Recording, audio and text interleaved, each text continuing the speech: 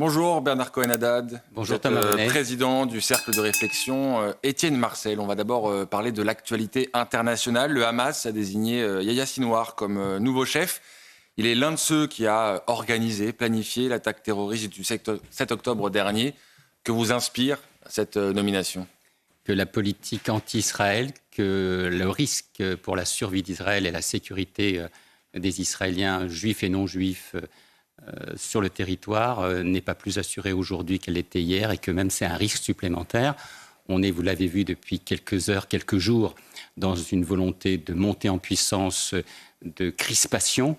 C'est un vrai risque et je crois qu'il faut être extrêmement vigilant parce que ce n'est pas seulement un combat pour Israël, c'est un combat aussi pour nos valeurs, celles de la démocratie, de l'Occident et de la République. C'est une mauvaise nouvelle aussi pour les otages, dont on rappelle que beaucoup sont encore retenus dans la bande de Gaza. Bien entendu, des otages dont on ne sait pas encore aujourd'hui s'ils sont en vie, ce qu'il advient d'eux et d'elles, des enfants, il reste beaucoup d'enfants également, et puis toujours cette inquiétude en permanence de savoir est-ce qu'on va pouvoir les retrouver, est-ce qu'on va pouvoir comme tout simplement continuer cette recherche parce qu'il y a aussi un risque d'arriver trop tard et c'est aujourd'hui ce qui est peut-être dans la mentalité des Israéliens, soutenir un pouvoir en place, c'est-à-dire le gouvernement Netanyahou, pour aller jusqu'au bout de cette recherche et aussi de la sécurité. C'est ça qui est important. Le Premier ministre israélien qui dit que les négociations vont se poursuivre malgré le regain de tension dont on va parler juste après. On peut imaginer que les tractations vont se poursuivre malgré la présence maintenant de Yahya Sinwar à la tête du Hamas, lui qui a orchestré le 7 octobre. Vous savez, il y a ce qu'on voit au-dessus de l'iceberg, ce qu'on appelle au-dessus de la mer, et puis en dessous, bien entendu, les négociations de tous les pays qui sont de bons offices continuent, mais rien aujourd'hui ne nous garantit la bonne santé des otages. Il faut ne pas oublier ce qui s'est passé le 7 octobre, c'est une barbarie tout simplement contre les valeurs humaines, contre tout simplement une façon aussi de voir la démocratie et de voir également qu'on peut agresser un pays sans conséquences immédiates parce que c'est cela. On reproche beaucoup, certains partis en France, je pense notamment à LFI, reprochent l'attaque d'Israël sur l'environnement, mais Israël aujourd'hui ne fait que se défendre, c'est elle la victime.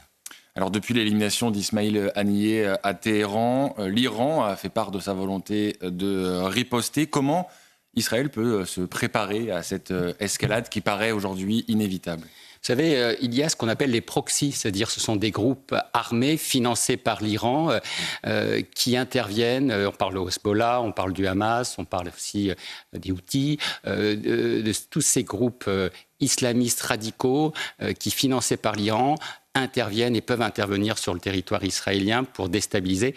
Ce qui est préoccupant aujourd'hui, c'est bien entendu cette communauté de groupes qui peuvent intervenir sur le territoire israélien avec des moyens militaires extrêmement puissants, nouveaux. Et bien entendu, notre préoccupation, c'est de faire en sorte que l'État d'Israël puisse répondre seul avec le soutien d'un certain nombre de communautés. On pense particulièrement aux États-Unis pour leur sécurité. Il n'y a pas d'autre possibilité aujourd'hui pour l'État d'Israël, quoi qu'on dise, de défendre sa sécurité, de défendre aussi sa vie économique. Je rappelle que ce type d'intervention n'est pas anodine sur l'ensemble de la vie économique, sur l'ensemble aussi de la vie administrative et la vie démocratique en Israël. Vous parliez des États-Unis, on voit le chef de la diplomatie américaine, Anthony Blinken, tenter justement de faire baisser la tension. Est-ce que vous pensez qu'il est encore possible justement d'empêcher cette escalade, notamment par la voie des États-Unis ou d'autres puissances ? Je l'espère, mais il y a aussi une réalité de politique intérieure vis-à-vis de l'Iran des mollahs, qui, vous le savez, chez elle est extrêmement contestée. Le peuple iranien n'est pas d'accord avec cette politique de répression, d'obscurantisme. Malheureusement, il est sous tutelle. On voit bien ces femmes et ces jeunes qui ne peuvent plus aujourd'hui tout simplement écouter de la musique ou avoir les cheveux à l'air libre. Donc on voit bien tout simplement qu'il y a une vraie préoccupation. Cette préoccupation, elle est une exacerbation du conflit. Puis il y a une volonté vis-à-vis des Iraniens de mettre en garde un certain nombre de pays arabes, de ne pas être du côté d'Israël, alors que ce que nous souhaitons tous, c'est de la paix, une paix durable, y compris avec deux États en Israël. Quel doit être le rôle de la France dans cette situation? Quelle voix doit porter la diplomatie française à vos yeux? Moi, j'ai toujours pensé que la France, depuis de nombreuses années, devait être un élément de passerelle entre à la fois le peuple israélien et le peuple palestinien. Je ne parle pas des terroristes, je parle du peuple palestinien. La France, c'est la France des Lumières, c'est la France de la tolérance, c'est la France de la démocratie. C'est vrai qu'aujourd'hui, quand on voit ce que nous vivons en politique intérieure, on peut se poser la question sur nos valeurs. Mais c'est ça l'image de la France à l'international, c'est ça l'image de Paris, c'est ça l'image des droits de l'homme. La France et sa diplomatie doivent réaffirmer son soutien à Israël, mais aussi sa volonté d'une solution à 2 États. Il n'y a pas d'autre solution aujourd'hui. Alors parmi les pays concernés par un éventuel embrasement dans la région, il y a le Liban. La France et d'autres pays recommandent de quitter le Liban. Quel regard vous portez sur cette situation et sur ce pays dont les liens avec la France sont évidemment très anciens? Moi, j'ai beaucoup d'empathie, d'amitié pour le peuple libanais. Je vous le dis aussi pour le peuple arménien. Ce sont des peuples qui, depuis des années, ont été victimes d'ostracisme, qui sont des peuples de diaspora, un peu comme le peuple d'Israël. Et ce qui se passe aujourd'hui au Liban montre qu'il peut ne pas y avoir de volonté de situation apaisée. Parce qu'aujourd'hui, celles et ceux qui mettent le feu ont intérêt à la déstabilisation de la région, ont intérêt aussi à faire en sorte qu'un certain nombre de populations se rebellent et aussi de créer de la pauvreté, de la misère. Et ça, nous ne pouvons pas l'accepter aujourd'hui. L'actualité internationale, c'est aussi le Royaume-Uni, touché par des émeutes particulièrement violentes à la suite d'une attaque au couteau, on le rappelle, d'un jeune homme de 17 ans qui a tué 3 fillettes. Depuis, des mouvements de colère ont gagné beaucoup de villes au Royaume-Uni avec des actes de violence. Les autorités britanniques pointent des groupuscules d'extrême droite. Comment vous percevez cette crise majeure au Royaume-Uni ? Elon Musk, par exemple, sur son réseau social X, parle d'une guerre civile inévitable.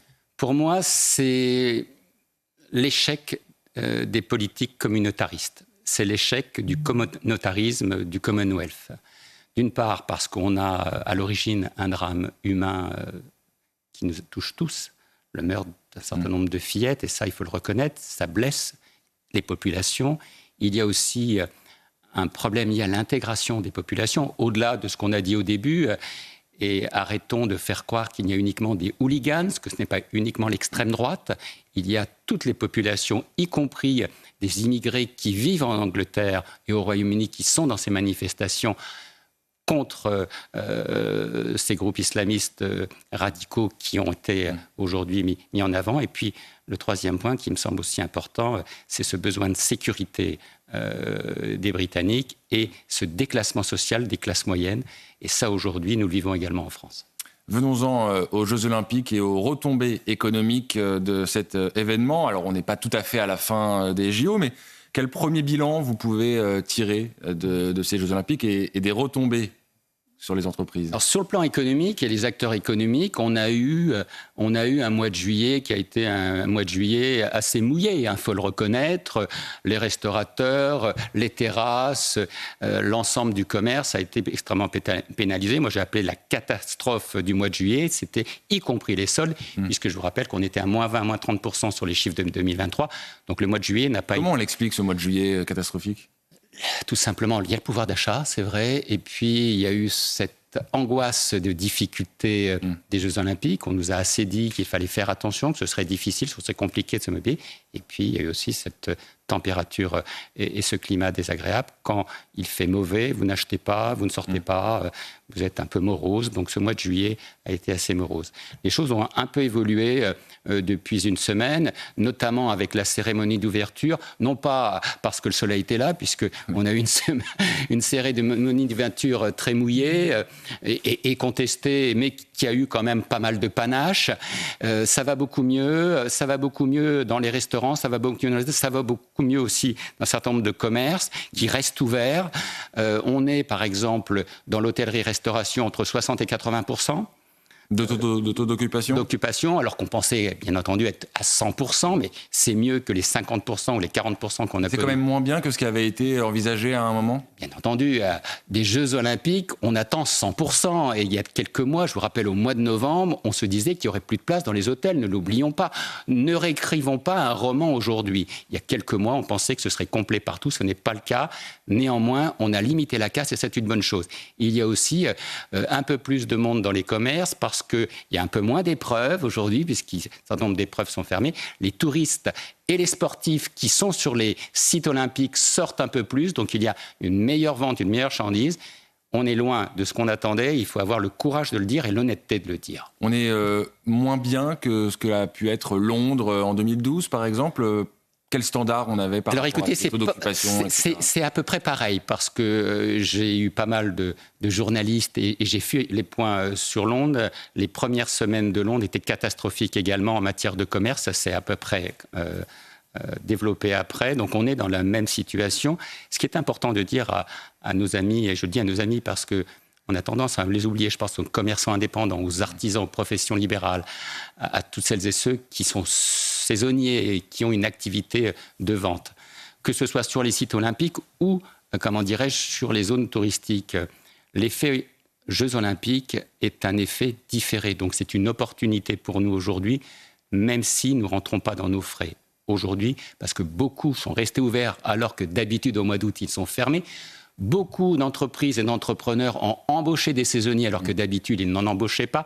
Beaucoup aussi ont fait des investissements, y compris en produits, alors que d'habitude, pendant l'été, on commande beaucoup moins.